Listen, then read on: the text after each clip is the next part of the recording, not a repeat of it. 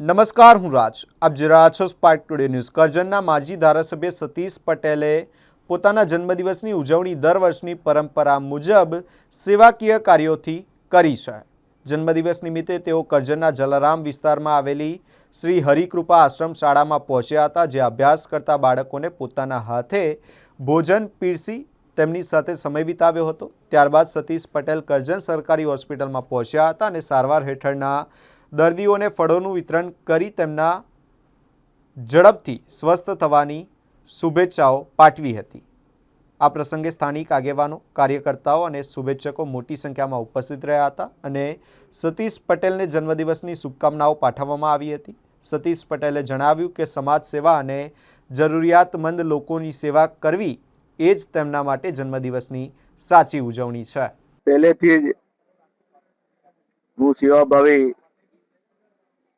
વ્યક્તિ તરીકે કોઈ પણ સમાજ, ગરીબ વિસ્તાર હોય એવા બાળકોને એમની જે જરૂરિયાત હોય એવા સમયે હું પણ એમની વચ્ચે ઊભો રહેતો હોઉં છું. આમ તો વર્ષોથી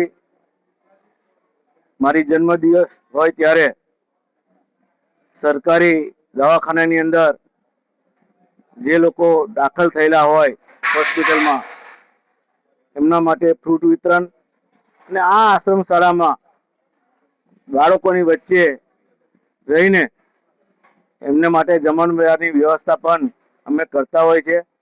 ત્યારબાદ સાંજે આખી વિધાનસભામાંથી તમામ ખેડૂત હોય, સંગઠનના હોય કે ચૂંટેલી પાક હોય, આવા તમામ લોકોને ભેગા કરીને અમે કરજણ એપીએમસી ખાતે બધાની વચ્ચે કેક કાપીને અમે એની પણ ઉજવણી કરતા હોય છે. સાથે સાથે અહીંયા ગોદડિયા બાપુએ પણ અમે ભગવાનને દર્શન કરીને ગૌ માતાને ઘાસચારો ખવડાવીને પણ એમની વચ્ચે રહીને અમે ગૌ માતાના પણ આશીર્વાદ લેતા હોય છે. અહીંયા આશ્રમ શાળામાં બાળકોનો આશીર્વાદ લેતા હોય ત્યારે બસ ભગવાનને એક જ પ્રાર્થના કરીએ કે આવું નવું સારું કામ વર્ષો સુધી પ્રજાની વચ્ચે રહીને અમારા હાથે થાય, એ જ પ્રભુને પ્રાર્થના. ભારત માતા કી જય. વંદે માતરમ.